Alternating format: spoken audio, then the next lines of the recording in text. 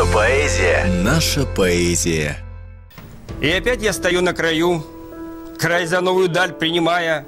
Я сполна выпил грешную чашу свою, и опять до краев наливаю. Я стою, понимая, у берега лед еще дышит осенним надрывом. Но я сделаю шаг не назад, а вперед. Ветер поднял меня над обрывом. Еще миг, я почувствовал вечный полет. С Новым годом вы мне не кричите. Я еще помолился, чтоб выдержал лед.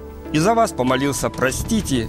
Ах, вы мысли мои, вас опять понесло. Вам так скучно метаться по кругу. Мне б, как в песне крутой, не скрипело б весло.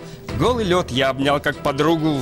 Я шел, как язычник из темноты, шел над пропастью слева и справа и нес, словно крест, свой осколок мечты, это вечно зеленое древо. А навстречу волчица, я ей прорычал: здесь над пропастью не разойдемся. Я весь день по лесам себе елку искал, а волчица в ответ мне: прорвемся. Потом огрызнулась, и волчья пасть показалась мне бездной глубокой. Но я сделаю шаг, чтобы вновь не упасть в этой жизни без меры жестокой. Я сказал волчице: твоя половина. Отрезал ей хлеба кусок. Меня ждет жена и 2 маленьких сына.